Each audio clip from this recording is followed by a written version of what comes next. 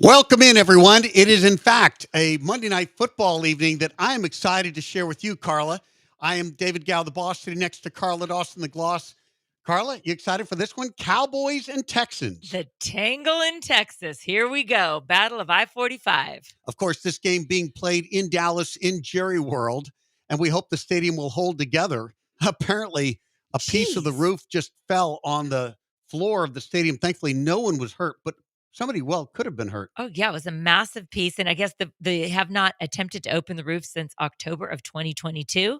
Maybe should have tested that out without anyone in there. But there we go. So now the roof is closed, sans the large piece that's laying on the field. So what kind of crazy? It's like it's not Halloween. What's going on here? It's a crazy night. Poltergeist at AT&T Stadium. At Jerry World, and Man. a big game now looming for the Texans. They've lost 3 out of 4. Yeah. They sit at 6-4, and the Colts won yesterday. Puts a little pressure. This is a little bit of pressure because actually just a few weeks back, we would have thought, with the Texans beating the Colts and having the tiebreaker advantage in the division, the Texans were on their way, but some big time stumbles over the last few weeks. What do you think has happened to this Texans offense? Well, gosh, I first of all think they've been bitten by the primetime bug. It hasn't gone well. This is the 3rd consecutive primetime game for them, and didn't go well the first 2. I really think the O-line play is number 1. It's not enough. CJ's running for his life. He cannot be his best self when he's got people in his face and he's being sacked and he's not seeing the field as well. I think that's number 1. And number 2, I've got to put some blame on Bobby Slowick. He looks a little vanilla to me, to put it nicely. I mean, he was the wonderkin last year, the boy wonder, and so was CJ. And again, sophomore slump, I understand. This is only Stroud's 2nd year. He's 23 years old. But Bobby Slowick has to realize this, that defenses in the NFL are bigger, stronger, faster, and smarter. There's a book on him. So there's just got to be creative. Well, that is frustrating because last year, Bobby Slowick was sort of the boy wonder. I mean, he had talked about for head coaching jobs. Yeah, it was his first offensive coordinator season, and it was off the charts good. And he did such a good job of developing CJ, getting CJ confidence as a rookie. They exceeded everyone's expectations. And now this year, it's been a bit of a struggle. They've struggled in the second half, especially. Struggled is an understatement. I mean, they're not scoring in the second half. They had a huge lead against Detroit. At home in Houston. And then, as you noted, David, why don't you remind the audience, you were there at the game. And how did that second half start for Houston? Who got possession of the ball after the half with a big lead? Right. With that lead, and to get to start the second half with the ball, I thought the Texans were well on their way to a great win. Putting it away. And a big-time win over a very good team. I mean, the Detroit Lions may be the best team in the NFL, depends on whom you ask. They're a very, very good team. But that opening series, CJ threw the pick. And when that happened, I just had this bad feeling that maybe this game isn't really over. Maybe the Lions could make a comeback. Well, and I choose not to think about this because it's painful as a Texans fan. When you can't beat a team, granted, they're the kings of the NFC to me right now, the Lions for sure. Jared Goff had 5 interceptions against Houston. He threw 5, and you can't beat them? I hope I am going to give the Texans credit under the leadership of fantastic, unbelievable superstar D'Amico Ryans that they went back to that film room and dissected what the heck happened. Now, they are bitten by the injury bug, but at this point in the season, most teams are, including your Dallas Cowboys, who they're going to face tonight. Well, their first half, they had the same players as the second half, and they were so productive and so good and efficient offensively in the first half, and then everything unraveled in the second half. Hard to say. It's interesting looking at the Lions and the way they beat up on the Jaguars yesterday. They look like world beaters, and they've been doing that most of this year. I mean, they beat up on the Cowboys. They beat up on the Jaguars. But they did struggle against Houston. Well, look, in the first half, it was there for the taking. The Texans could have won that game, but really this week they've got to put that behind them. They do have a great opportunity against the Cowboys. As you've noted, the Cowboys are all beat up. Dak Prescott will not be starting at quarterback. It will be Cooper Rush starting for the Dallas Cowboys. You think they could sneak in a little Trey Lance, too? I'd like to see what Trey Lance can do. I think we know the ceiling on Cooper Rush. The thing about Cooper Rush is He's a guy you don't mind having as a backup who might fill in for 3 or 4 games, but no one ever would contemplate Cooper Rush as a starter in the NFL. Look, every team has a backup, and the backups need to be able to tread water when the starter's gone. And that's what Cooper Rush, I Yeah, think, as a can't. placeholder. Yeah, that's what he can be, and he has been for the Cowboys. But no, I'd like to see what Trey Lance could do because he's more dynamic, more athleticism. It'd be fun to see him finally get some shots down the field. I mean, these are Trey Lance. I think he's only started about 5 games in his NFL career. It feels like he's been around forever because he was, of course, drafted number 3 overall by the 49ers, had a few seasons there, and now he's with the Cowboys. But he's started so few games due to injuries and playing behind others. So we shall see. But it'd be great to see what Trey Lance can do against a pretty tough Texans defense. Well, and you know what you mentioned, this is probably not very kind, but Trey Lance basically started 5 games in college and 5 games in high school. I mean, he really No experience. No. Yeah. And that's why it was so shocking when Kyle Shanahan gave up so much to take him so early. And here we are, did nothing for San Francisco, and now he's with Dallas. So we'll see tonight. But against Detroit, I think halftime adjustments, as we knew watching Bill Belichick, who was the king of halftime adjustments, for years and years with Tom Brady at quarterback. Last week during the Lions, which they have to move on from the Detroit game, but you've got Bobby Slowick, who's in his second year as an offensive coordinator, and then you've got Ben Johnson, who is very seasoned, very good, look how he's turned around Jared Goff. You and I watched Jared Goff for years with head scratching. What in the world is he doing? And now he's in an MVP conversation, maybe minus that 5-pick game against Houston. But I think Bobby Slowick's got some growing pains, I think. And what makes it a little difficult, I think, here in Houston, we're so fortunate with the coaching staff to have DeMeco Ryans and the staff he's put together. DeMeco Ryans is a brilliant defensive mind. So I don't think he's able to salvage the offense. He's got to trust in Bobby Slowick, and I believe he does. But then you've got to also build pieces around him to help get out of this vanilla-looking offense that I think the Texans have looked like this season so far. Well, getting Nico Collins back is a good start. Oh, yeah, to get them on track. Yes, it is. Because losing Collins and Diggs and not having either one of them out there is a big deal. But we saw things from Mechie had a great catch and a great pass from Stroud last week against the Lions. There are other receivers on this team, and Dalton Schultz is great. Tank Dell. I mean, yes, of course, Tank Dell, of course. He's great. So they've got the resources. They've got the team. Having Collins back, they'll have enough pieces to move the ball. As you said, the big concern has been this offensive line. There's a lot of draft capital in that offensive line, and they need to show they can do a better job of pass blocking. They've been more effective at run blocking, and Mixon has had some amazing games during the course of this year. Yep. And I think they'd love to return to the run game and get the rhythm of running going. And keep in mind, the Cowboys' run defense has been their primary weakness, and they've been particularly weak defending the run against these spread zone running schemes that come out of the Mike Shanahan, Kyle Shanahan tree, Gary Kubiak tree. And that is the basis of the running game for Slovic and the Texans. So the Texans should be in a position where they should be able to run the ball pretty darn well with Mixon at running back. You would think so. And, this is only the Nico Collins and Joe Mixon have only played 2 games together, 1 full game. Yeah. And then the second game, Collins went out. So this will be interesting to see them get back on the field at the same time. You can't ignore either one. And, at the time that Nico Collins went out, which was 5 games ago, he was the number 1 receiver in the NFL on pace for 2,000 yards. Yeah. He averages 113 yards a game. So I'm looking for a big night for him. Dallas, I'm not sure with CeeDee Lamb. He was listed as questionable. Do you know with a back issue? Do you know, David? No, I think Lamb is going to play. Okay. But Cooper Rush will be throwing the ball, and Cooper Rush doesn't get a lot of time. The offensive line has not been good at pass blocking for the Cowboys either. Will Anderson looks like he will not play for the Texans. Correct. And that is a setback because he obviously applies a lot of pressure. But frankly, I don't think the Texans defense needs Will Anderson tonight.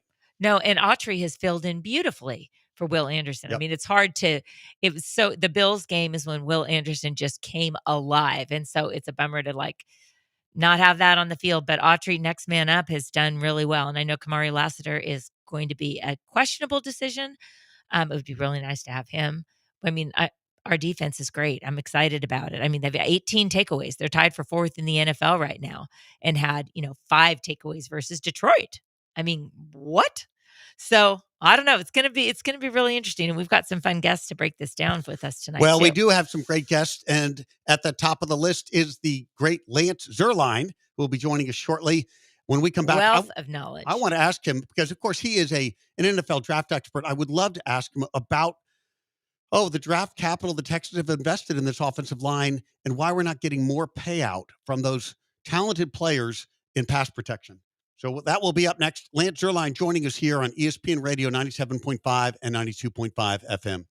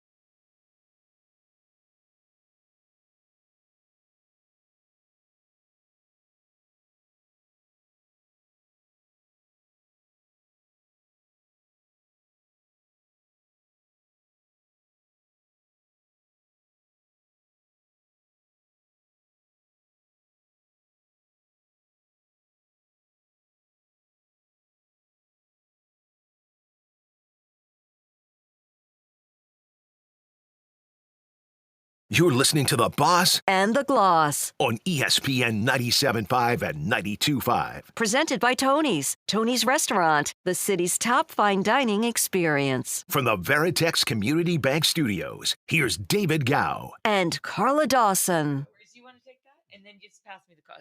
Just so you can read that first little part.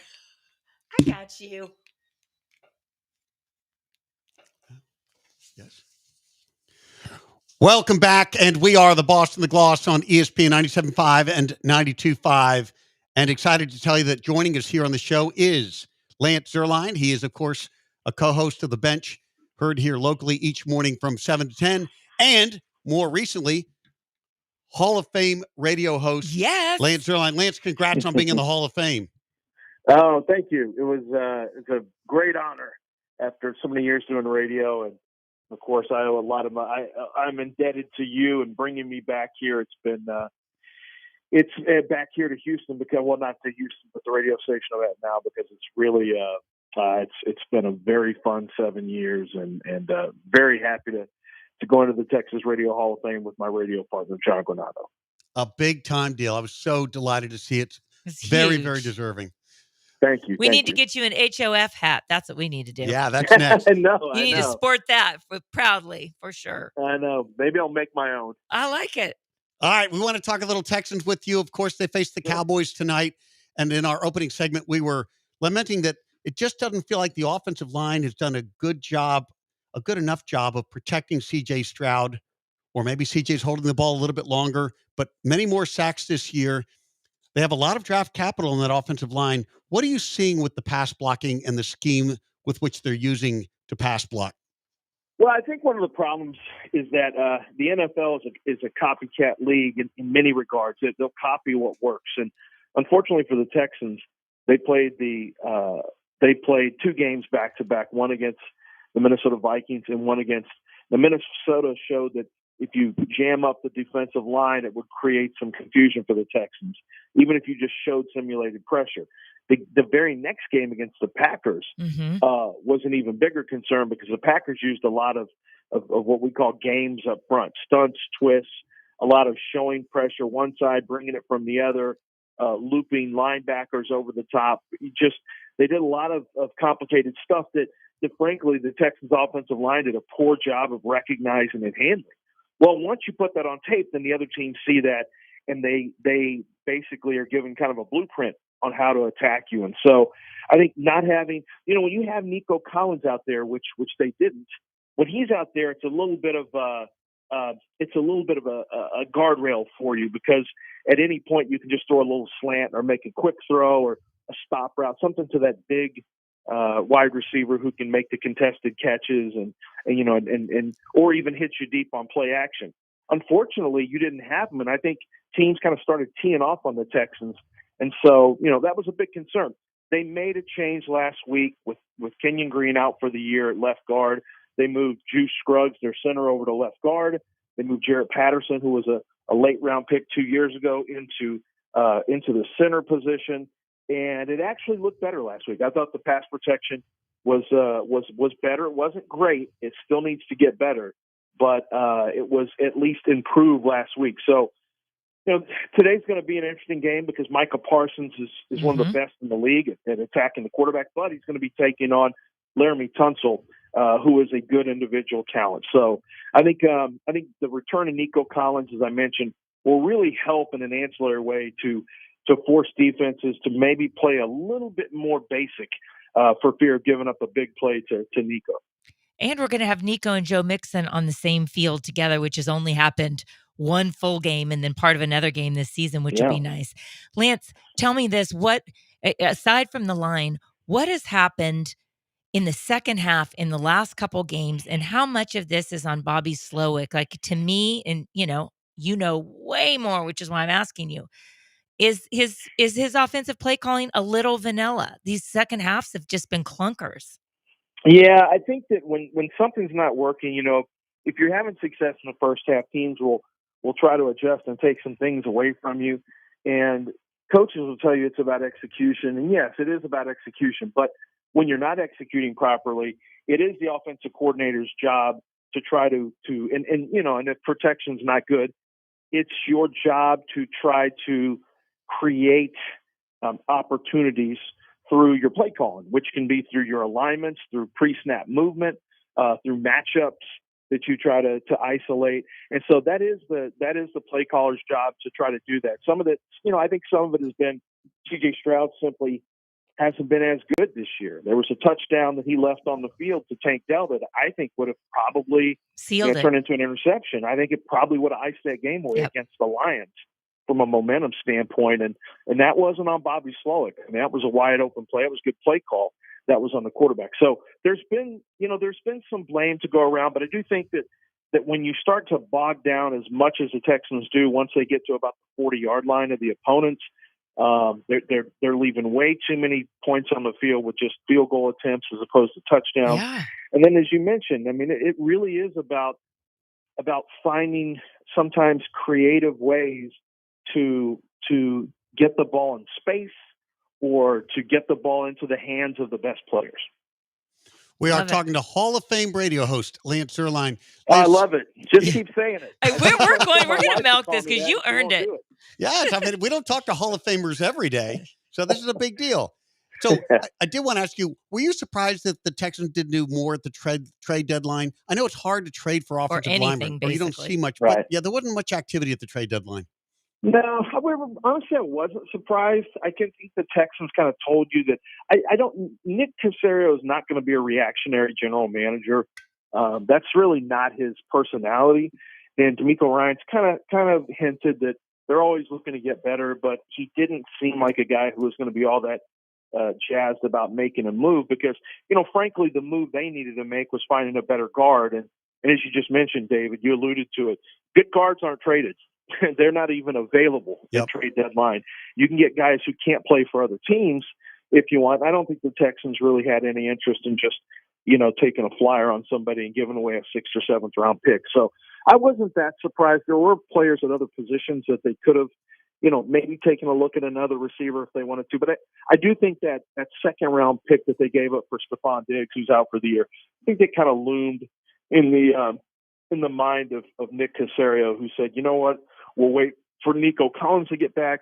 We've got some offensive linemen that we think are, as good as whatever's going to be out there on the market. And so I think ultimately that's what put. Now, I think cornerback might have been a position that I would have looked at in the trade market. But once again, it takes 2 to tango, and there may not have been a very good option out there for him to find that kind of depth.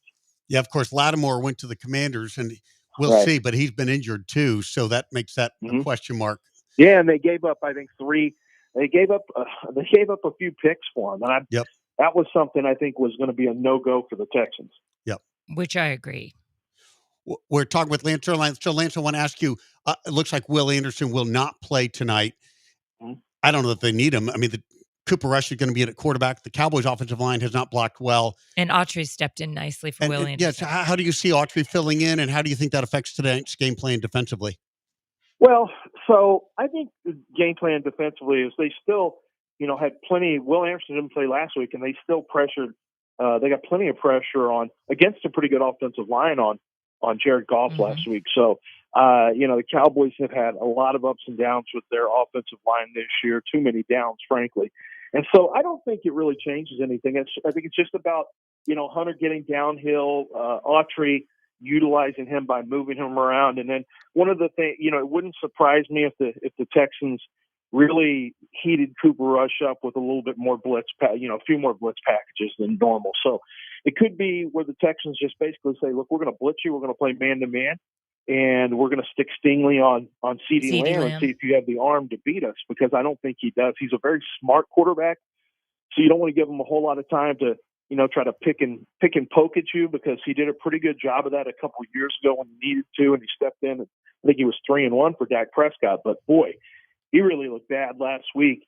And if they don't have time to throw, I just don't think he's not athletic enough to get out of the pocket and extend. So if I'm the Texans, I'll probably heat that pocket up with some blitz looks. So, Lance, I want to be so positive about tonight, but I feel like the Texans really need this game, because with the Colts getting a win yesterday, the pitiful AFC South is actually tightening up at the top. But I feel like this is a little how I felt about the Jets game. The Jets had to have that game, and sadly, they got it. The Texans traveled to New York and sadly played terribly, and dang it, the Jets got that game. I have a little bit of that feeling tonight, but I want you to tell me, do they have enough? Do the Texans have enough? And if they had 2 bad weeks in a row where they're like, oh, man, we got to fix this, can they take care of these Dakless Cowboys who are looking for their first win of the season inside of Jerry World? Yeah, honestly, I'm not worried about this game that much. Okay, I think the return of Nico Collins, I thought about the same thing, and I argue with my radio partner because he always gets nervous. The same way you're saying, John gets nervous about stuff all of a sudden on game day. I said, look, the Cowboys are the Jets still thought they had a chance to salvage their season at that time. The Cowboys know they're cooked, because you're not catching Philadelphia, you're not catching Washington. And I think right now you have a lot of just really bad chemistry in the locker room. I don't think that's changing. I think they see their coach is a lame duck coach, and I think the Cowboys are basically done for the year as a unit. Now, you'll have individual opportunities for guys to make plays. And I think everything that you said makes total sense. I just don't see a lot of fight from the Cowboys. I don't see a lot of heart, a lot of determination. You're going to get a good punch from them in the first quarter, first half.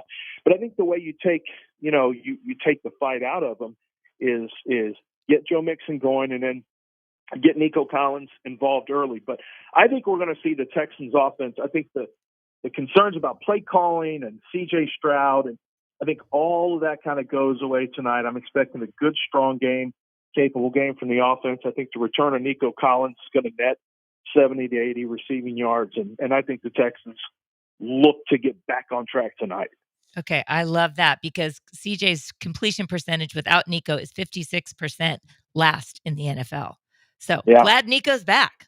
Let's pick that thing up. He makes a big difference. I mean, he makes a big difference just, I think, with C.J. Stroud's confidence. Because when he needed to make a play, he could always trust number 12. And now that you have number 12 on the field, I think it's going to really help Tank Dell. I know there was a thought that Tank Dell, the Texans, third wide receiver, would benefit when Nico Collins went out. But in reality, I think teams put more emphasis on stopping him. And I think Tank Dell now is the number 2 receiver with Stephon Diggs out.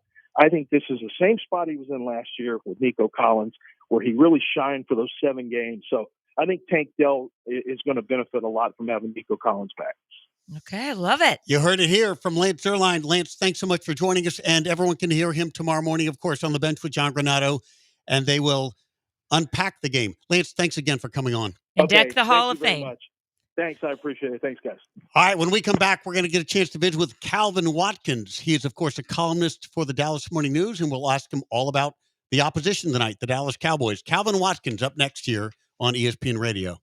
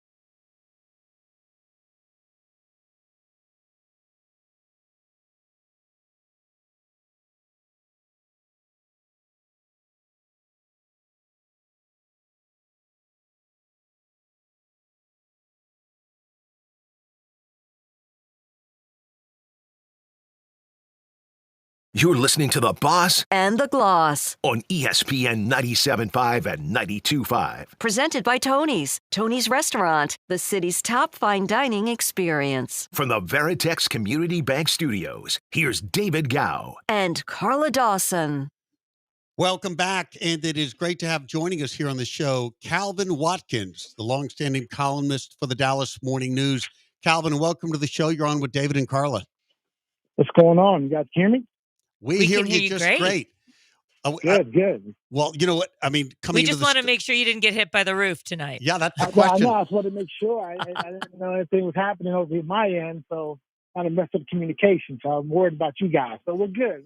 Good. Well, so for those our listeners who don't know, apparently a piece of the roof at Jerry World has fallen down. It obviously did not hit Calvin Watkins. You're alive and well. I am alive and well. I feel good. I was busy gossiping with somebody about some stuff, and then someone said, "Hey, they issued a statement," and I said, "What are you talking about?" And then I looked and I said, "Oh, the roof was falling down. What is going on here?" So we had to, talk to some people, and apparently some high winds we've had up here in Dallas that have kind of made some things loose. There was a big boxing match here on Friday night, as you guys might know. maybe some things got loose. I don't know. The building's getting old. Things happen. Well, Something came down. This is too easy a segue. I mean, we It's thought we would so be talking about true. how the sky is falling in Dallas, but it's actually the roof is collapsing, but that's another matter. All right, let's talk about these Cowboys because, of course, they've had a disappointing start to the season. In fact, maybe they've just come off the rails. What's the mood in the locker room now? Do you think they're going to muster a competitive fight tonight? Maybe so. We think so, but we said that the last time they played, and Philadelphia beat them up pretty good. They're going to have their backup quarterback here and Cooper Rush.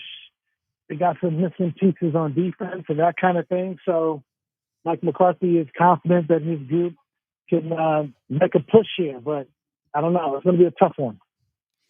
Let me ask you this, Calvin. And your all-pro guard, Zach Martin. He's 34. He's playing tonight, dealing with a lingering shoulder injury. It's limited him in practice, of course.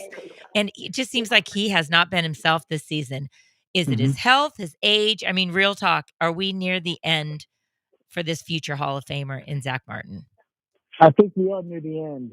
He's had a shoulder issue, as you just mentioned. He has not played as he has in the past. I think last year we saw a little bit of a decline. He's in the last year of his deal. He hinted that this might be his last season. When he said this, he said it last year that we did a follow-up with him in the start of training camp, and he was like, I'm not talking about that. And he's like, oh, okay, all right. He's a tough guy. So he's going to go out like that. So this might be it for him, but he's had a Hall of Fame career. Yeah.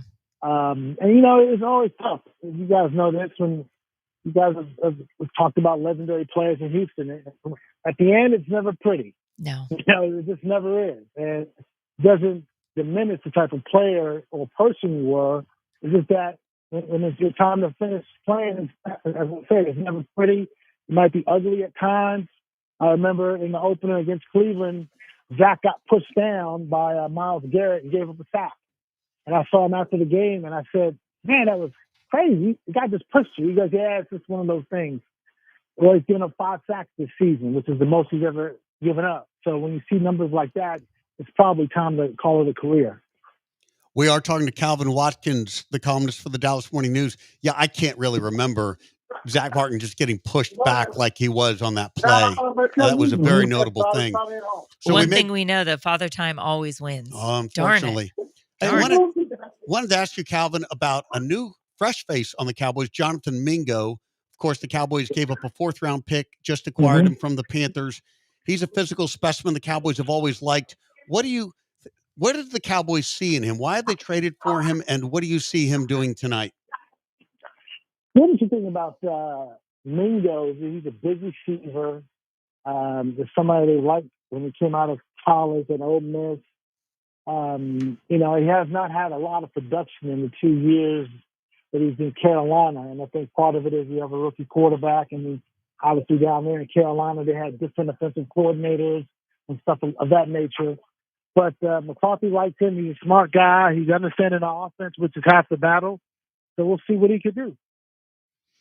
Calvin, you're in your 15th year covering the Cowboys, so you must have started when you were 15, you youngster. You've been through 4 head coaches, and you started covering the beat during Bill Parcells last season. With all of that history of those 15 years, where does Mike McCarthy stand during your tenure? What do you make of this? I like Mike McCarthy. I just think I learned this a long time ago. The window to winning a title is very small, right?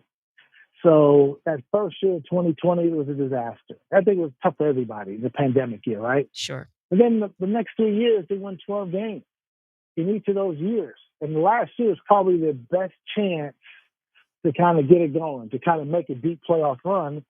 And they didn't do it. They got beat back by Green Bay in their own building. Yeah. And at that point, you have to say, well, Mike, you had your run, right? So maybe it's time to let someone else come in here. But the problem is sometimes you want to have continuity. You want stability at all your positions on the field. And I also believe that has to happen in the head coaching position. But Jerry did not give McCarthy a contract extension, and he said because they lost to the Packers. So now Mike's got to do something this year to get a deep playoff run, and at this stage, it doesn't appear it's going to happen. So to rank him with the coaches, obviously, I would say Parcells. Wade Phillips was pretty good, but, they all failed to get the deep playoff run. But I kind of like how McCarthy kind of embraced the big market of Dallas, because he came from Green Bay, and that was a small market. Nothing against a small market, but that's what it is, right? And so, no coach since Tom Landry had three consecutive 12-win seasons, and since Tom Landry, and that was Mike McCarthy. So he's done a lot of good things here. He just hasn't, taken him to the next level, which is what Jerry Jones wants. We're talking with Calvin Watkins of the Dallas Morning News. Okay, with McCarthy's contract expiring and the results of this season, everyone's starting to look ahead about who might be the next coach there.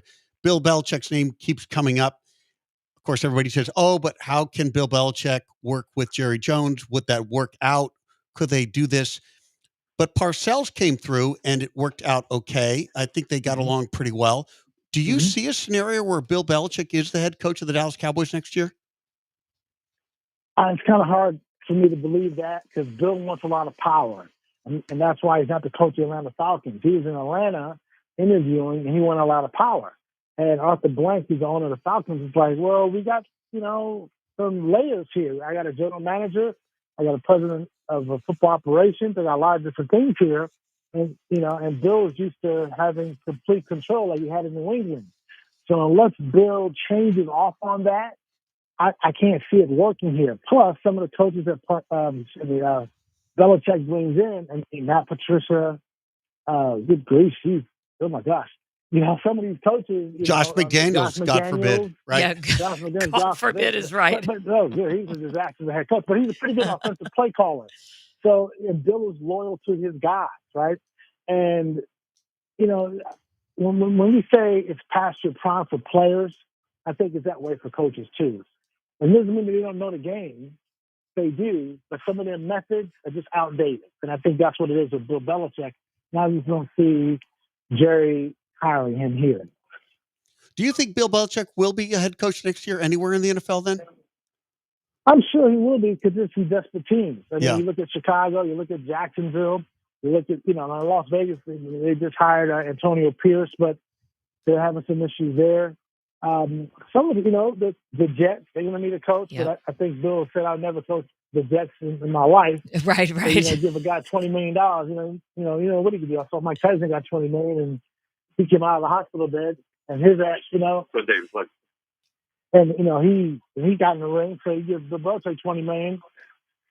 Hell, why not? Coach the New York Jets. So I think he will coach somewhere, but here in Dallas, I don't think so. I just can't see it. It'd be funny to imagine. Well, it'd be funny to imagine Bill Belichick coaching Aaron Rodgers. The headlines would be unbelievable. Talking about Father Time winning, I think that's what we're seeing with Aaron Rodgers too. I'll tell you though, Calvin, I really I kind of hope Belichick doesn't go back to coaching, because I've never heard someone so loquacious and fun as he is in the broadcasting booth and on interviews. When he shows up on the Pat McAfee show, you cannot shut him up. He's hilarious. He does a good job. Yeah, he knows the game. Yeah. One thing, we got Calvin Watkins here from the Dallas Morning News. Calvin, I wanted to ask you about Mike Zimmer, who, of course, has come in as the defensive coordinator. It was always interesting to me last year when the Cowboys would win, Dan Quinn would get the credit, and when they would lose, Mike McCarthy would take the blame. And then, of course, you look at that Packers loss, the devastating loss in the playoffs, and Dan Quinn's defense did not show up. I mean, I think the Packers didn't punt the ball until late in the third quarter. But Quinn's departure was considered a huge loss. In came Mike Zimmer. Now, Zimmer has not elevated the defense. But what's your take on the difference between Dan Quinn and Mike Zimmer as defensive coordinators? Dan Quinn's defense was more instinctive. Just play. Yep. Smaller guys on the field. Zimmer's defense is, I want you to read and react. When the offense does this, we do that. A lot of reading, before the ball is snatched. Whereas Dan Quinn's defense is, just do what you do, right? Move Michael Parsons all over the field, get out to the QB. we're going to turn safeties into linebackers because I want faster guys on the field to make plays. Zimmer's defense, I want big, beefy guys to clog up the defensive line. I want to play zone. We're going to react to what, as I said, the offense does and that kind of thing. So that's the biggest thing that we see between Dan Quinn's defense and Mike Zimmer's defense. And I think a lot of the players here in Dallas, I think they miss Dan Quinn because Dan Quinn was a player's coach. Yeah. Zim, he's an old guy. You know how old people are like me and you. We're cranky all day. And that's Zim and that kind of thing. Fair enough.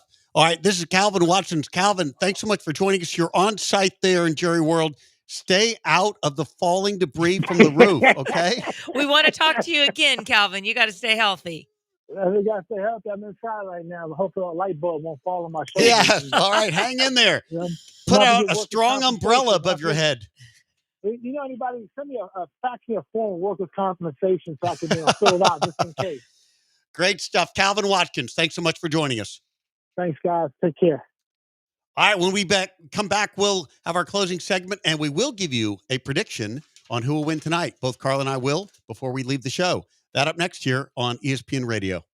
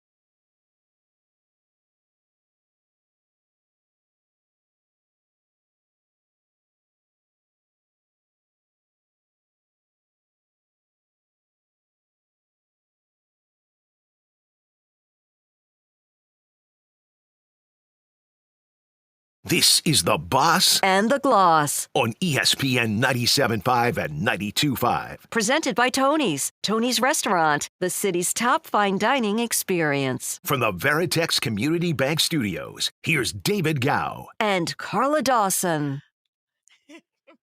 Welcome back, and it's fun to hear a little Stairway to Heaven. Takes me back to, I won't even say what year. We're just going to leave it. I can imagine Carla I was in Dawson nursery slow dancing school. with somebody. Maybe so. Look, one thing that does take me back is I get a chance to visit with Kate McLean. Bring I'm her. hoping Kate McLean is on here. Kate, are you with us? Yes, I am. I'm so excited to be calling in. What's up, David? Hey, Carla. Hi, Kate. Welcome in. Kate McLean, executive chef at Tony's Restaurant. Everybody knows Tony's. It's over there on Greenway Plaza. It's conveniently located at 3755 Richmond Avenue. Opens tomorrow for lunch at 11 a.m. Kate, tell us what's happening at Tony's. What do you got on the menu these days? Oh, man, so many things. So, I just try to focus on bringing in the ingredients that I think are like super exciting. So Santa Barbara sea urchin, using really tasty veal sweetbreads. We've got otoro. We make fresh pasta in-house. Yes. We bring in all the best beef, whether it's from Japan or prime grade, chops. So that's something Mr. Valone instilled in me. And, we were always trying new things and tasting, but quality is super important. Oh, so, my mouth is watering I know, listening to that lineup I'm of glad food. the mic's not at my stomach right now. It would not be pretty. It sounds fantastic. And you've got a lot of people coming in for lunch and spending time at the bar these days. Yeah, so I think the lunch game and just slipping into the bar is a really awesome kind of entry into our restaurant. It doesn't have to be it can be a 3-hour fun wine tasting menu experience, or you could slip in for under an hour lunch for $35. We have an express menu, and you could grab a burger. You could go, saddle up to the bar at any time and enjoy craft cocktails. We really kind of laser detail every aspect, but I think the bar happy hour, which is Tuesday through Friday, 4 to 6, is a good way to get in there. But bar and lunch are always a fun kind of entry point into our restaurant. Kate, I've actually been for lunch in the bar twice, once with just one friend and then once with a group of 8 women. It is so cozy. You just feel we were there for hours both times, and I thought it was amazing. And I get a burger about once a year. I got your burger. So worth it. Oh my gosh. Yep. A few extra workouts for me, but it was all worth it. It was delicious. Thanks, Carla. That means a lot. I'm so glad you enjoyed. There are no calories at Tony's. It's all good. It's just fantastic. It disappears with the cotton candy. Yeah, it does with the cotton candy. And now you've also got some live music several nights a week there. Fill us in, Kate. Yeah, so we low-key turned it into a supper club. Back in April, we started doing live music from the main dining room. And so we just, essentially wheeled our piano that was in the bar into the main dining room. And it's really kind of become a lively place. So Wednesdays and Thursdays is Louis Carrington Jr. And he's playing classics. He used to tour with Nina Simone.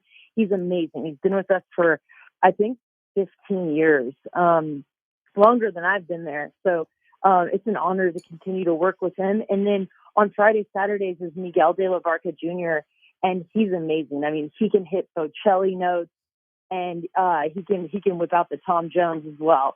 So it's been fun with that. Well, I've been there, and those guys are great. Fun night. Let me ask you this. Up and down the halls here at Gal Media, there's a little bit of a buzz about some Thanksgiving opportunities at Tony's. What's happening around Thanksgiving? What are you doing with sides and pies? Yeah, definitely. Thanks for asking. So, we're doing a big Thanksgiving campaign. So let us take care of thinking out the sides for you. If you go to our website, you can find out how to order, or you can just simply call us and we'll take your order. But we've got an array of sides from different potatoes or fresh pasta or greens, or our house-made pies. Man, limoncello pie is so tasty. A good zippy way to kind of clear the Thanksgiving feast. And then pumpkin pie, of course, and then the pecan pie is amazing as well.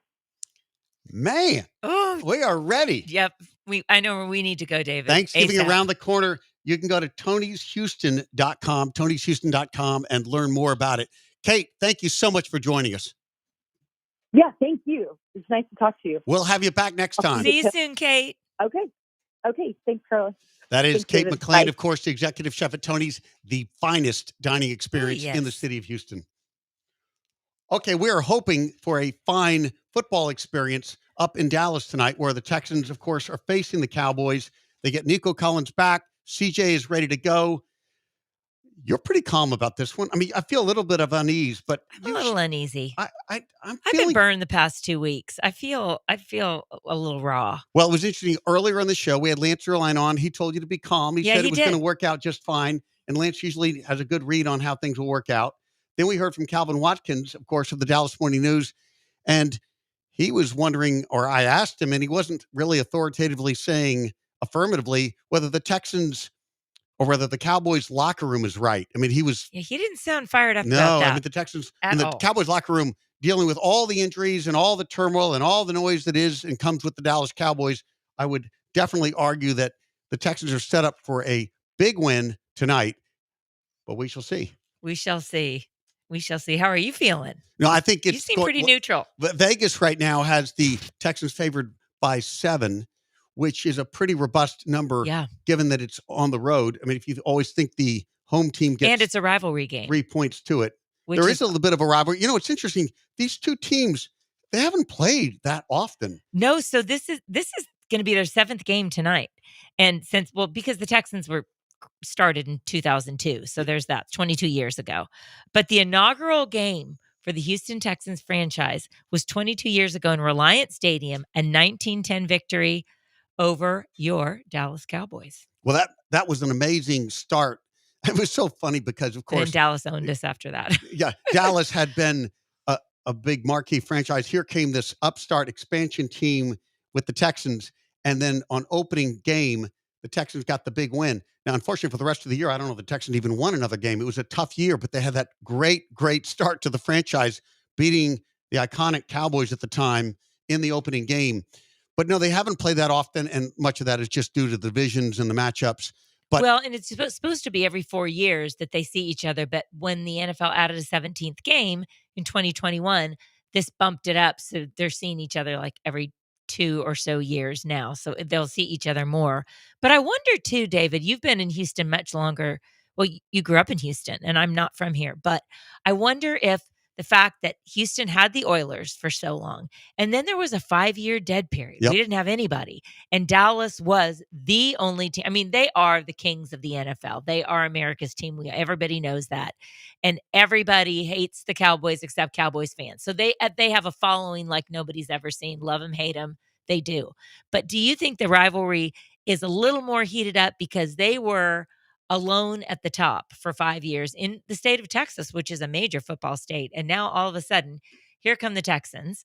And while you're right, they have not been a good franchise, competitive franchise for the most part.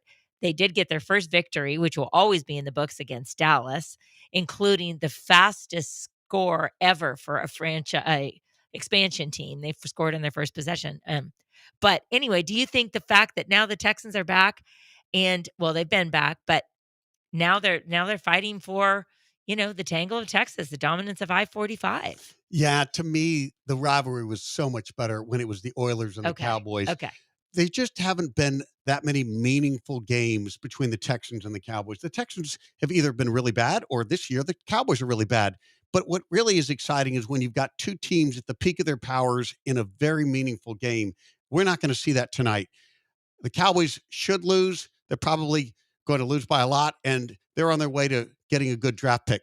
Texans should be on their way to a division title. To me, the rivalry was at its peak when you had the Bum Phillips era and you had the Cowboys at their great era. And what you had, there was a year when... Is that Jimmy Johnson or Bill Parcells? Well, I'm going all the way back to Tom Landry days. Wow. There was a time in the late 70s when the Cowboys got to the playoffs, got to the Super Bowl, and faced the Steelers, who had just beaten the Oilers back-to-back years. And the Oilers were knocking on the door, as Bum Phillips said. They were going to bang on the door down and come in. Those years, you had two really good elite teams, the Earl Campbell Oilers and the Tony Dorsett Cowboys. I mean, they both had elite running backs. Gosh, these names are like a blast from the past. And they had both taken those running backs near the top of the draft. The Cowboys had traded up to take Dorsett number 2 overall. Of course, the Oilers traded up to get Earl Campbell. And then those running backs were at the peak of their powers. And it was in the late 70s where I really thought the rivalry is at its peak. Texans Cowboys, honestly, just haven't had any meaningful games yet. I'm hoping we'll have some down the road, but it's certainly not tonight. It's certainly not this season, given how the Cowboys are playing. Well, and both teams tonight really are kind of desperate for a win. When Houston coming off 2 consecutive losses, 3 of their last 4, and this is their 3rd consecutive game on primetime. Dallas is hoping to get their first win at home this season. Yeah, Cowboys struggling. Of course, they will not have many of their players. So it's going to be, I think, a long night for the Cowboys. Texans are going to miss Will Anderson, but the Cowboys offense just doesn't have that many weapons tonight. But they got Micah Parsons back tonight. Micah Parsons. He and CJ are tight, too. They're really good friends. Are they really? They're ultra competitive. So this will be interesting. It's going to be Micah against Laramie trying to protect our boy CJ. Well, the Texans can put another blocker over there because DeMarcus Lawrence is out. Lawrence is out on the other side. Texans can double team Micah all night. It really should not be that much of a factor. Okay. I'm going to go with that. All right. You've been listening to the Boss and the Gloss here on ESPN Radio 97.5 and 92.5. Coming up next, we're going to have a little bit of Texas Aggies basketball show. We're just doing it all today. Coming up next. And, of course, I think most of our audience will be watching a fun night matchup tonight, Texans-Cowboys, Monday Night Football.